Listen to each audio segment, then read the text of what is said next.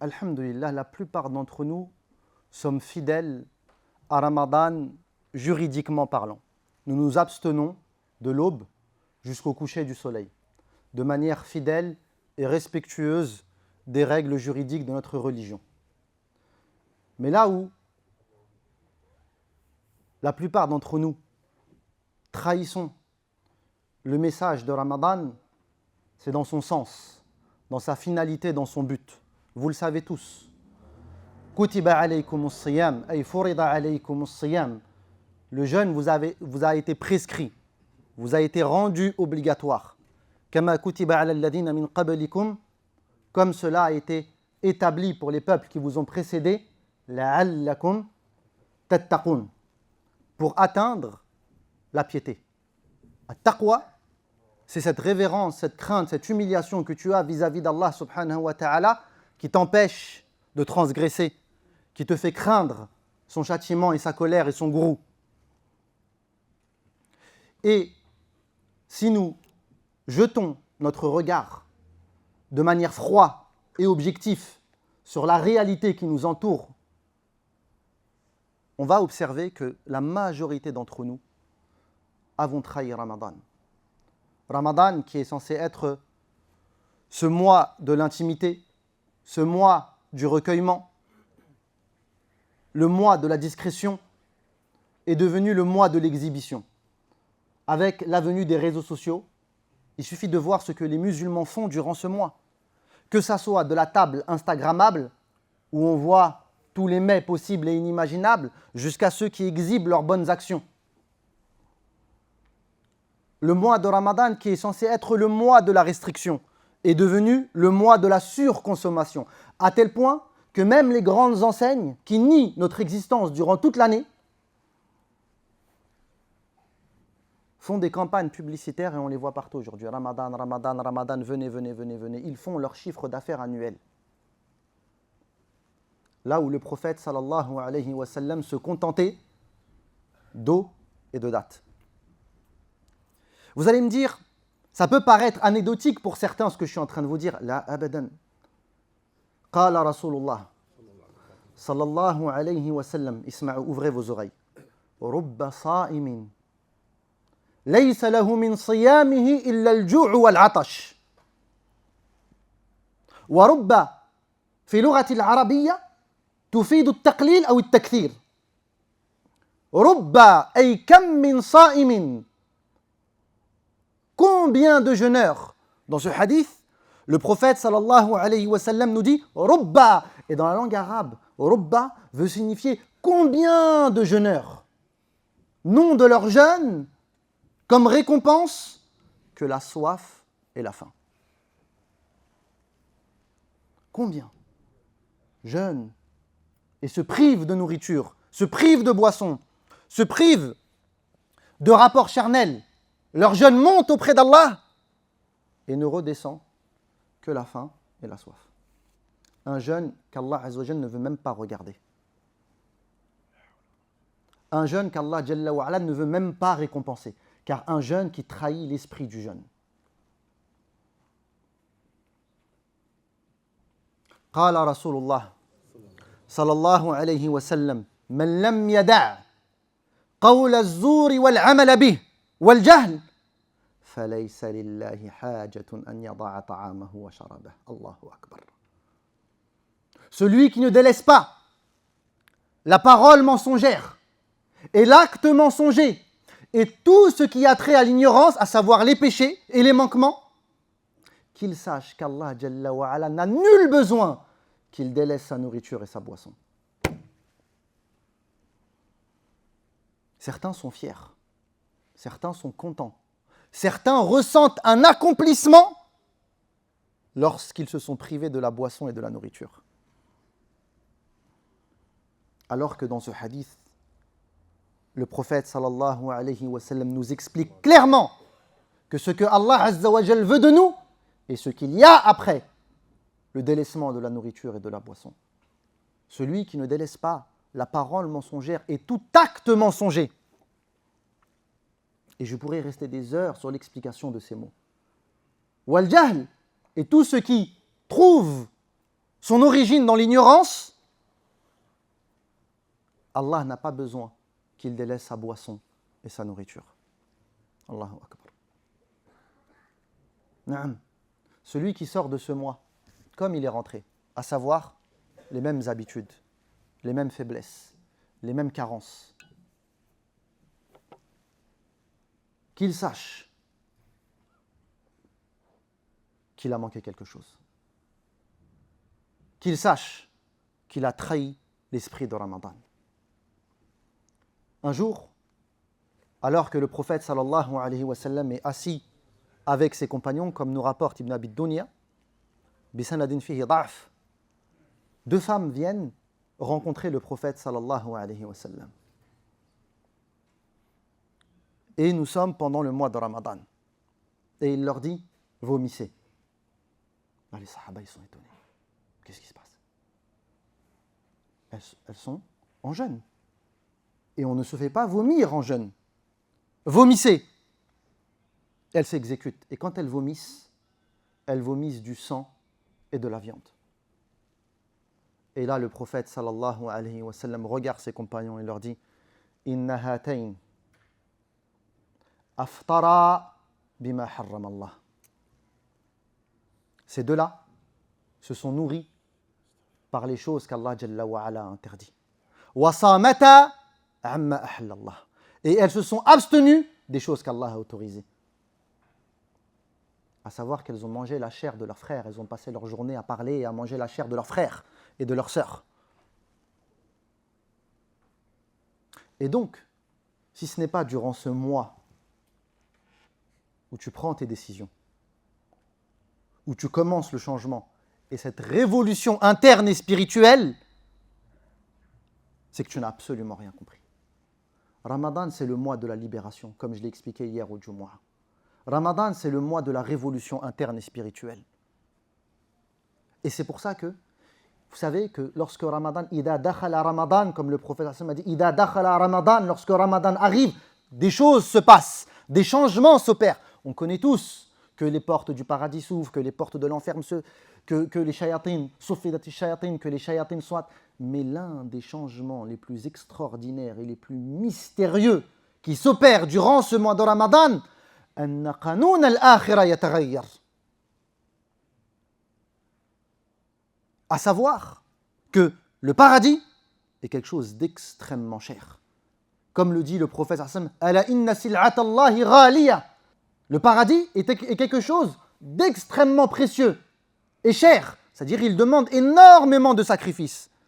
Al-Jannah tutlab wa la tatlub. Le paradis, on va vers lui et il n'a besoin de personne. Mais durant Ramadan, al-qanoun yataghayyar.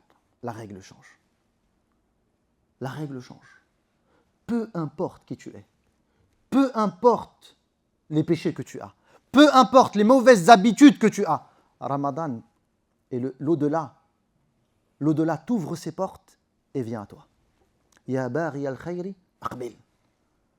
Ô toi qui veux le bien, viens, je suis préparé à t'accueillir.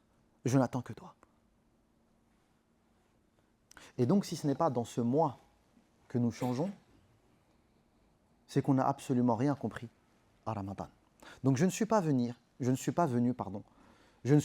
vous exposer les mérites de Ramadan. Alhamdulillah, beaucoup le font et il y a un grand khair dans ça. Non. Moi, ce pourquoi je suis venu aujourd'hui, c'est pour vous faire comprendre qu'on va devoir changer. Tous autant que nous sommes. Et ce, peu importe où tu en es avec Allah Azza wa Jal. Que tu sois le dernier des derniers ou tu prétends être le premier des premiers. Ramadan est un mois de recueil, d'introspection et de changement. Et donc, voici 7 décisions qui permettent au jeûneur de changer sa vie. Notez la première.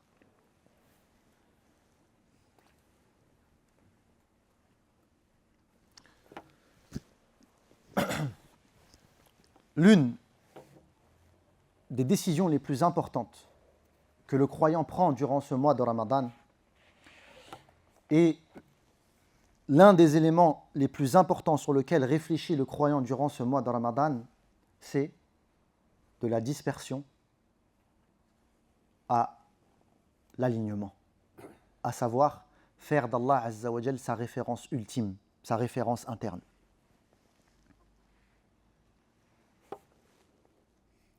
Nous vivons une époque où la plupart d'entre nous sont dispersés. On court dans tous les sens. On va partout sans aller nulle part. Parce qu'au fond de nous, nous voulons tout et son contraire. Beaucoup d'entre nous veulent le paradis, mais ils veulent aussi le vivre dans la dunya. Ils veulent le paradis ici-bas et dans l'au-delà. Et c'est deux choses qui ne peuvent se réunir. Dans le hadith, La ajma'u li'abdi amnayn wa la khawfayn. Allah Azza wa Jalla, dans le hadith al-Qudsi, dans le hadith divin, il dit « Je ne peux réunir pour mon serviteur deux sécurités et deux peurs. » Impossible. « In aminani fi dunya, khawwaftuhu yawm al-qiyamah. » S'il vit dans ce bas monde en sécurité de ma colère, en sécurité vis-à-vis de mon gourou, qu'il sache qu'il sera apeuré le jour de la résurrection.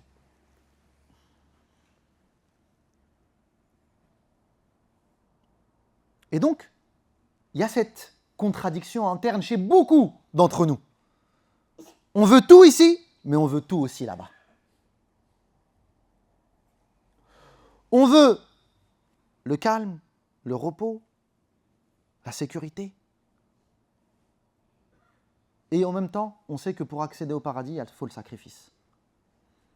Nous sommes remplis de contradictions internes. Et ces contradictions internes ne sont que le fruit de cette âme qui est insatiable, qui veut tout et n'importe quoi. Elle désire tout. Et lorsque nous rentrons en jeûne, nous lui disons « je vais te priver de choses qui relèvent du halal et des choses qui relèvent de tes besoins physiologiques, ta nourriture et ta boisson. C'est halal, je vais t'en priver. Pourquoi ? Pour Allah subhanahu wa ta'ala. Et c'est dans le hadith, il est dit « Yada' ta'amahu wa sharabahu wa shahwatahu min ajli » Dans le hadith, il dit « Le jeûneur délaisse sa boisson, sa nourriture et son désir charnel pour moi. As-siyamu li wa ana ajzi bihi. Voilà pourquoi le jeûne est à moi et c'est moi qui le rétribue. Le jeûne, comparativement à toutes les autres adorations, est une adoration où la sincérité rentre directement en jeu. Parce que moi, quand je te croise dans la rue, si tu es en train de prier, je vois que tu pries, oui ou non. Je te vois en train de prier. Si tu fais le hajj ou la umrah, tu es en état d'ihram, je vois que tu fais le hajj et la umrah. Au moment où tu donnes la sadaqa, je vois l'argent qui est donné. Ces adorations sont visibles. Or, le jeûne, tu jeûnes? Oui. Est-ce que tu jeûnes réellement? Allahu a'lam. Tu me dis oui. N'importe qui peut prétendre jeûner et ne pas jeûner. Oui ou non? Et donc, quand tu jeûnes et que tu t'abstiens, il y a une part de sincérité dans ça. Le jeûne est une adoration entre le serviteur et son Seigneur. Et que fait le serviteur dans cette adoration du jeûne? Il met Allah au-dessus de tout. C'est comme si il exprimait à son âme et à toutes les chaînes qui l'emprisonnent, sachez que Allah est au-dessus de tout, même de mes propres besoins. Et dorénavant, mon principe premier dans cette vie, c'est de faire passer Allah avant ma personne. Et c'est pour ça que le jeûneur ressent cet apaisement. Et celui qui croit en Allah Azza wa Jal, qui installe le tawhid dans son cœur, Allah guide son cœur vers la sérénité, vers la quiétude, vers la paix, vers la clarté. La plupart d'entre nous, nous manquons de clarté. Moi, quand je vois les gens et je discute avec les gens vivent dans le flou le plus total. Les gens se lèvent le matin, courent, se couchent le soir et rebelottent, sans jamais savoir où ils vont. Nous sommes dans une société malade. Nous sommes dans une société où on a perdu l'essentiel et on court après le superficiel. Nous sommes dans une société où la vie n'a plus aucune saveur parce que les choses importantes ont été oubliées. Regardez simplement comment les familles se fracturent. Les relations les plus importantes, celles qui apportent le plus de stabilité, de joie et de quiétude et d'apaisement dans cette dunya, sont les plus négligées aujourd'hui. Pourquoi? On ne sait pas. Pour des besoins futiles. Regardez les enfants et les parents. Regardez le mari et l'époux. Regardez les frères et sœurs aujourd'hui. Plus personne n'a de temps pour personne. Wallah, tu peux mourir qu'on le sera quelques jours plus tard parce que l'autre est préoccupé. Ah, je ne sais quoi.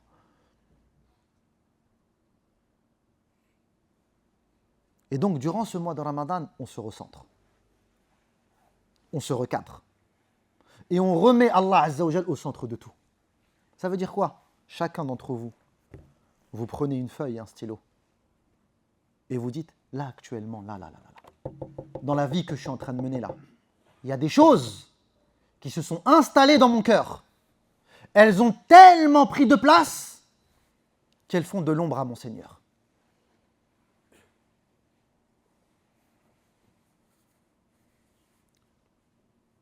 L'amour de l'argent,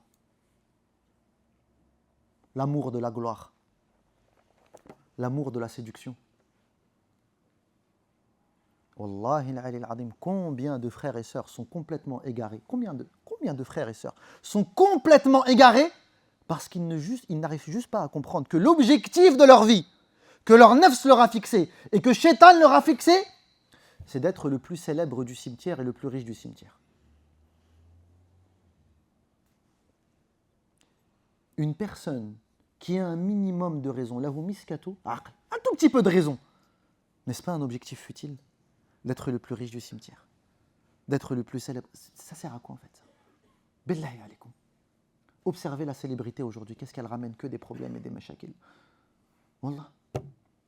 On connaît des gens riches, des gens qui sont multimillionnaires. Wallah, pour rien au monde je veux leur vie. Une vie remplie de soucis et de problèmes. Pourquoi? Ils ne profitent même pas, ils n'ont même pas le temps de profiter. Les enfants, ils ne les voient pas, la femme, elle n'est pas là. Ruina. Une catastrophe. Pourquoi? Parce que son cœur court après tout et n'importe quoi. Combien de sœurs ne mettent pas le hijab parce qu'elles ont l'amour de la séduction? Elles préfèrent séduire que d'être pudiques vis-à-vis de leur Seigneur. Combien?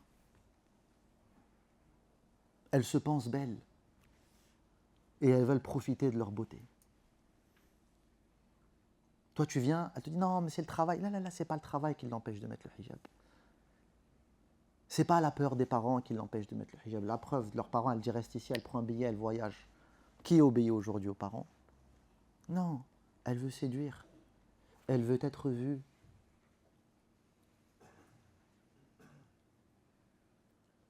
Regardez ce qu'il y a dans vos cœurs. Regardez ce que vos cœurs renferment comme divinité en dehors d'Allah Azza wa Jalla. Wa minan nas man yattakhidhu min dunillahi andada yuhibbunahum ka hubbillah. Et il y a des gens qui adorent des divinités, ils les aiment comme ils aiment Allah. Fattishu amma fi qulubikum. Allez, fouillez ce qu'il y a dans les cœurs durant ce mois de Ramadan. Faire en sorte que Allah Azza wa Jalla soit au-dessus de tout. Et ça, c'est le premier objectif de quoi? De Ramadan. C'est pour ça que nous privons notre corps de ses besoins physiologiques, de ses besoins primaires pour Allah.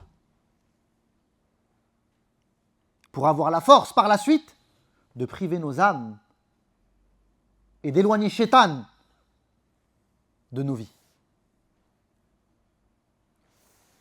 Donc, la première, passez à l'action. Laissez pas ce discours, ne faites pas de ce discours des lettres mortes. Faites de ce discours, de ce rappel, quelque chose qui nous ramène à l'action, oui ou non? Là, vous vous arrêtez avec vous-même. De toute façon, c'est assez instinctif. Moi, je vais te donner un élément.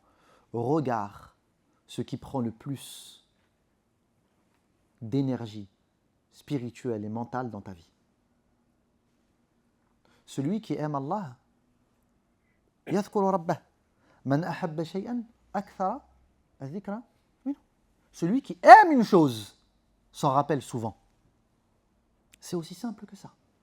Regarde ce qui te prend le plus d'espace spirituelle et mentale.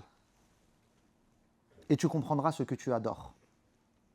Et tu comprendras ce pourquoi tu as voué ta vie. Certains, c'est les enfants, la famille.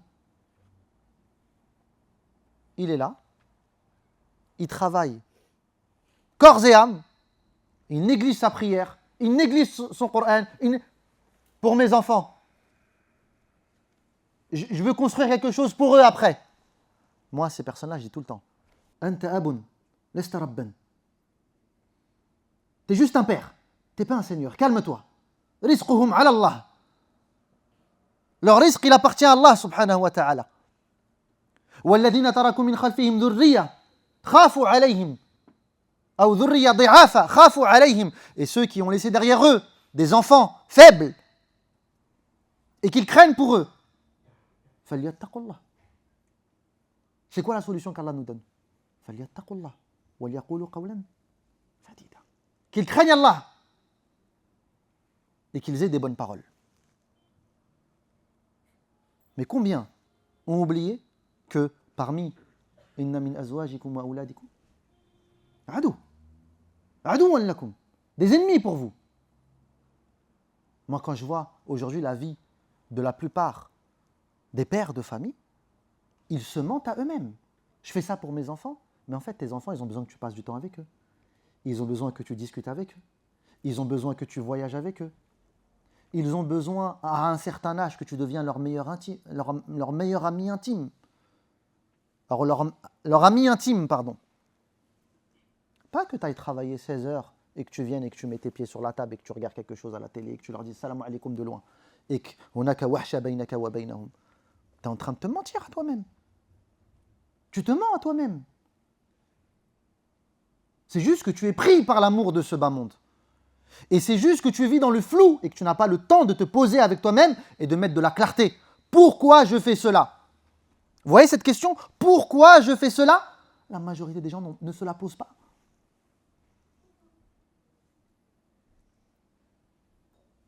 Parce que quand tu poses cette question, soit tu fais la chose pour Allah, soit tu la fais pour autre que lui.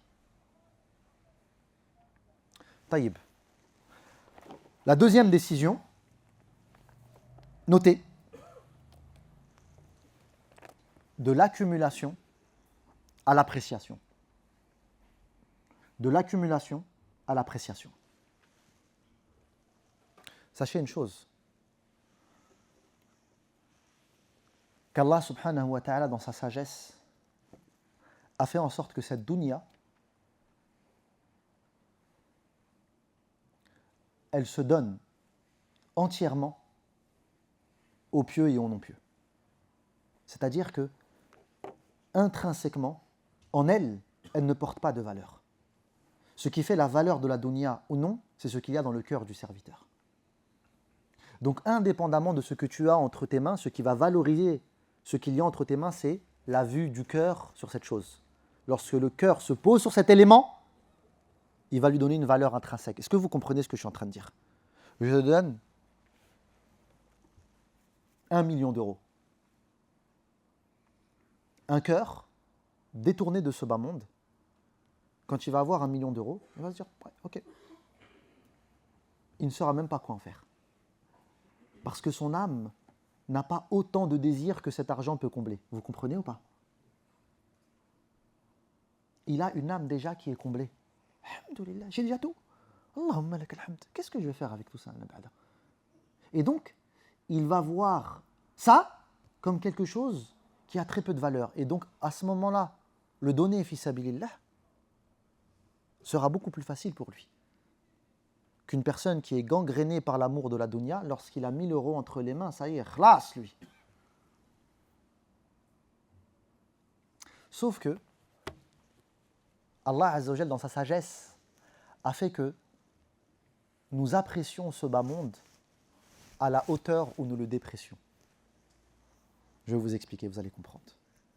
À la hauteur de ta privation de ce bas monde sera l'appréciation que tu as de celui-ci. Aujourd'hui, beaucoup ne trouvent plus goût à cette dunya. Il n'y a plus de saveur. Nos anciens, ils ne peuvent pas comprendre ça. Parce qu'ils ont vécu dans un monde de restrictions. Mais les jeunes d'aujourd'hui, il y a de plus en plus de jeunes qui ont des pensées noires. Il y a de plus en plus de jeunes qui sont vidés de l'intérieur, qui ne savent pas. La vie n'a plus aucun sens et aucun goût à leurs yeux. Vous savez pourquoi? Parce qu'ils ont tout. Ils ont accès à tout. Comment le jeune nous apprend ça? Le jeune, nous nous privons de nourriture et de boisson, oui ou non? Et comme le prophète sallallahu alayhi wa sallam a dit, les sa'imi farhatan. Le jeûneur a deux moments de joie. Le premier, lorsqu'il jeûne, lorsqu'il rompt son jeûne au moment de l'iftar, عند الغروب. Vous voyez, tu as vu quand tu bois ton premier verre d'eau, tu te dis Allah. Tu vois ce que je veux te dire, hein? Tu t'es privé de boire toute la journée. Au moment de boire ton verre, c'est pas le verre d'eau, on dirait Allahu Akbar. Parce que ton cœur, à ce moment, met une valeur sur lui. Et donc, tu l'apprécies. Parce que tu t'en es privé. Et dans le halal, Allah y met la baraka. Prends cette même personne-là et tu lui mets 1 milliard de litres d'eau devant lui. Qu'est-ce qu'il va faire? Il va voir ça comme une corvée. Il va se détourner de cette chose-là. Et donc, plus tu as, moins tu as. Est-ce que vous comprenez ce que je suis en train de dire? Plus tu as, et moins tu as. Plus tu cours vers une chose, plus cette chose a moins de valeur. Et c'est en cela que le croyant, il est heureux dans ce bas monde. Non pas matériellement, non pas d'apparence, mais tout ce qu'il touche, il y a la baraka. Tout ce qu'il touche, il y a la baraka, parce que son cœur est détourné de cette chose-là. Lui, il vit pour l'au-delà. Tout ce qui vient de ce bas monde vient en quantité restreinte, sauf que cette chose-là a une valeur incommensurable. Le croyant, il ne va pas sur les réseaux sociaux quémander des je t'aime à des gens qu'il ne connaît pas. Le croyant, il cherche des amitiés sincères. Al-akhilla yawma'idhin ba'duhum li ba'din adu. Et les amis intimes, le jour de la résurrection, les amis sont les ennemis des autres, sauf ceux qui se sont réunis autour de quoi? De taqwa. Le croyant cultive l'amitié, mais une amitié restreinte. Il ne cherche pas à être l'ami de tout le monde, mais il est l'amitié de quelques personnes. Mais il l'est vraiment. Il vit des choses réelles avec eux. Il partage des choses avec eux. Il est dans le don vis-à-vis d'eux. Il n'est pas dans le jeu, moi. Il donne plus qu'il ne reçoit. Et c'est en cela qu'il profite de l'amitié. C'est en cela qu'il est heureux dans ce bas monde. Lorsqu'il a des difficultés, il trouve des gens à côté de lui. Là où la majorité des jeunes aujourd'hui, ils sont dans le jeu. Ils consomment les autres. Ils multiplient les connaissances. Ils consomment. Et donc finalement, plus aucune personne n'a de valeur à leurs yeux. Même leurs propres parents. Même leurs propres frères et sœurs. Regardez la nourriture. Regardez nos frigos. On te met un plat succulent. Tu l'as tellement mangé que tu en as marre. Regardez les habits. Tu ouvres ton armoire, tu ne sais même plus quoi mettre. Je mets ça, je mets ça, je mets ça, je mets ça. Tu ne sais même plus quoi mettre. Tu ne profites plus de rien. Vous comprenez ou pas? Rien n'a de valeur, rien n'est symbolique. Tout est vide. Parce que tout est en trop. Le mois de Ramadan vient et nous dit stop. On s'arrête. La restriction éclairée et spirituelle, parce que vous avez bien compris que quand on parle de restriction, on parle déjà d'une restriction du cœur, qu'on appelle al-qana'a. Al-qana'a, allati tuwallidu az-zuhd fi al-haya. Az-zuhd fi ad-dunya. Al-qana'a, c'est le fait de dire voilà ce que j'ai. Alhamdulillah, je ne veux pas plus. Ce que j'ai me suffit. Je ne cherche pas à avoir plus. Je cherche à profiter de ce que j'ai. Si Allah il donne plus, alhamdulillah, je ne cherche pas. Je ne veux pas plus. Il n'y a pas une volonté spirituelle de ma part d'aller vers le plus. Je profite de ce que j'ai. Parce que c'est déjà énorme. Et une fois que le qana'a s'installe dans le cœur, automatiquement tu deviens ascète vis-à-vis de ce bas monde. Comme tu n'es pas dans une volonté d'avoir plus, tu ne te mets pas en marche vers celle-ci. Est-ce que vous comprenez ce que je suis en train de dire?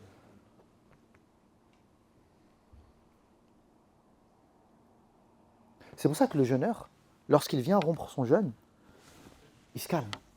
C'est pas comme les affamés d'aujourd'hui qui ne voient le jeûne qu'à travers la restriction alimentaire. Là, c'est une restriction spirituelle avant d'être une restriction alimentaire. Il prend une date, il mange la date. Il dit Allahumma lakal hamd. Allahumma ala rizqika aftart. Il boit l'eau, il profite, il goûte. C'est pas ado que les jeunes, tu les vois, ils se jettent sur la table, ils se ruent sur la table comme des affamés. Et après, qu'est-ce qui se passe juste après? Ils sont pas bien, ils sont ballonnés, ils sont fatigués, ils vont s'allonger. Ils ratent le maghrib, ils ratent le isha, tarawih, ça devient lourd. Parce que ces gens-là ont jeûné avec le corps, mais ils n'ont pas jeûné avec le cœur. Donc, ce que je vous ai dit, de la consommation à l'appréciation. Et pour apprécier une chose, il faut quoi? Il faut comprendre que dans le moins, il y a du plus. Et ça, la majorité des gens ne le comprennent pas. Surtout avec l'avènement des réseaux sociaux où on consomme tous, tout fois 20. Nous sommes rentrés dans une frénésie, dans une folie de la consommation et du consumérisme.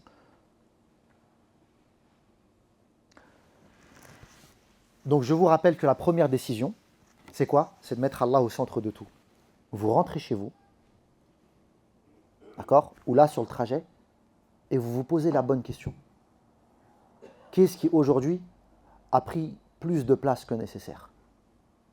La deuxième des choses, c'est qu'est-ce que maintenant je vais devoir restreindre dans ma vie pour apprécier plus?